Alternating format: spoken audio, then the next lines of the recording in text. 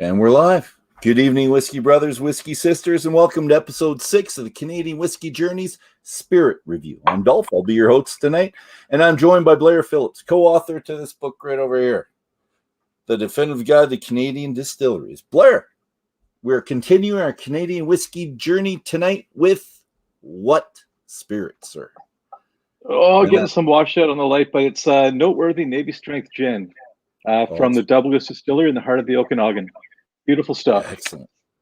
From Oliver, a beautiful place, beautiful bottle. It's fantastic.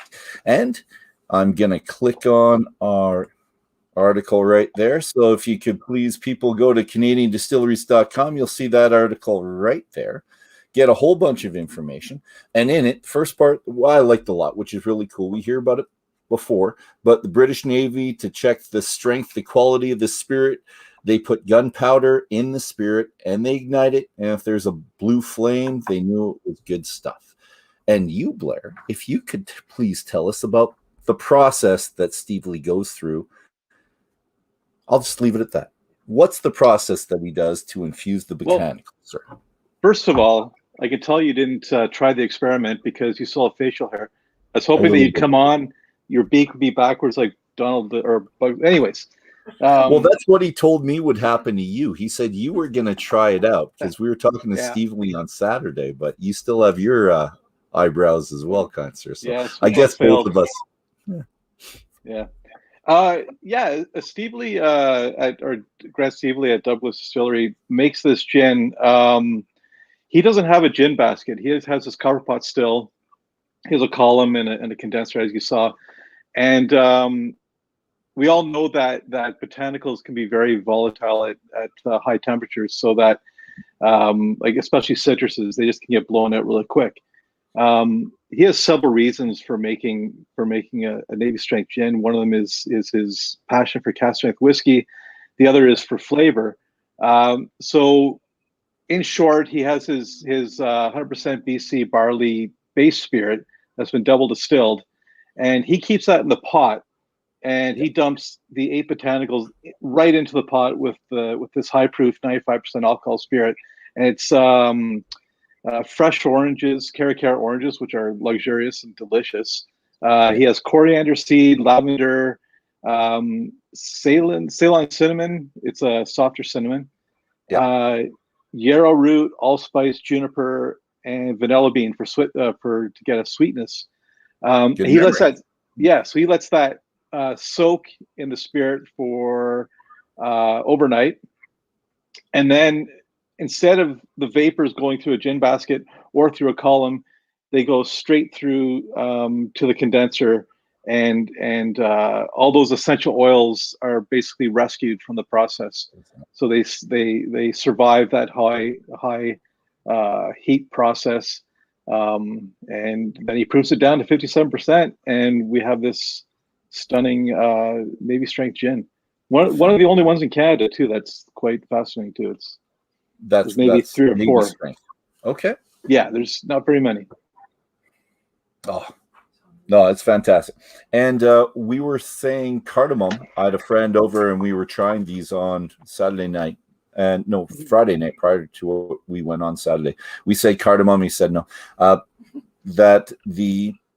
Which seeds? Coriander seeds lend to the cardamom a little bit. Anyways, I loved it. And it's for me, it's just citrusy, very lemony on the nose. I'm loving it. Yeah, bit of information. Those oranges, the oils from those oranges would be very flavorful. I don't know if you ever see the Caracara oranges. Those are the really expensive ones, and they're just man, they're good. Okay, I'm gonna have to look that up too, because I'm looking every so often we get spices that I have to look up. So now I've got to find the orange. Information before we continue: 375 mils, 57%, roughly $35. Distilled, I'm gonna call it 2.5 times, 2 times, and then kind of a half because it doesn't go. It doesn't. It goes right into the rectifier. It doesn't go through the column. So could I say 2.5? No, I'd say 3. Okay, it's still valid. It's still valid. Just because it bypasses the column, it doesn't. It means it's still a completely legitimate distillation. Perfect. So Distilled 3 times, available throughout BC, some places in Alberta, on the store. Check them out. It's great. What else do you get on the nose? Because me, it's big time citrus, but I know on the palate I'm going to get something different because I've had it before. But for me, well, this gin to me has there's 6 deep flavors that he's masterfully blended together. The nose is big on that orange citrus lemony scent.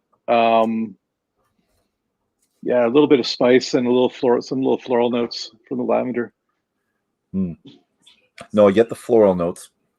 On the palate, the juniper comes up where I wasn't getting the juniper on the nose. It was all citrusy, and now when you taste it, it's everything else. Well, yeah, tons of spice on the palate too. And it's a little bit of the heat as well, but he was explaining on Saturday that the more alcohol, it brings in more flavors. It's able to retain more flavors. You proof it down to 40, you're losing some of the flavors. And he was saying, just like me, a lot of non-gin people will go to the distillery and walk out with one of these. One of these guys right here in their hands. And I can see why. Tons of flavor. I like it. And he also showed the water test, put water in there, slushed it up, and it went very cloudy.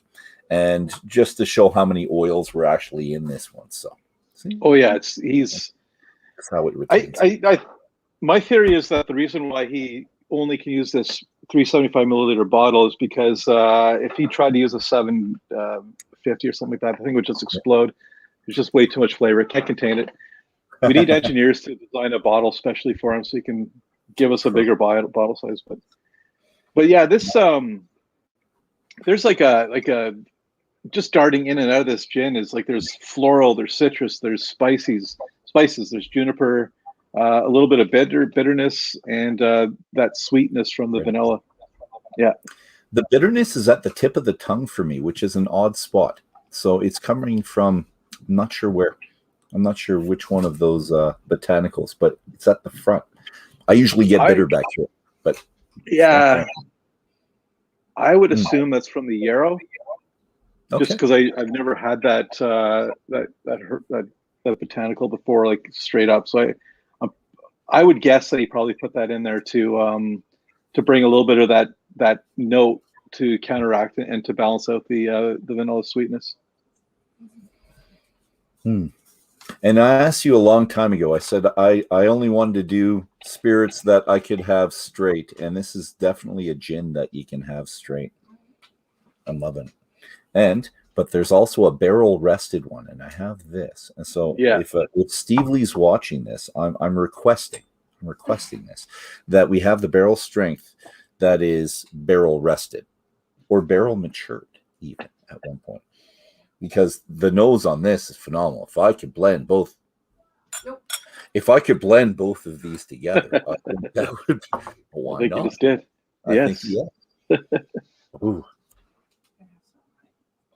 Steve Lee, we need this. Thank you very much, sir. Any final words before we click off? Oh no, just get your hands on some noteworthy gin from Douglas. You won't regret it. You will not. And don't play with matches if you're around this stuff. Well, it's a nice blue flame as long as it's contained. All right. Thank you very much, kind sir. Have a fantastic night. Thank you, everybody. We'll see you next Tuesday. Ciao, guys.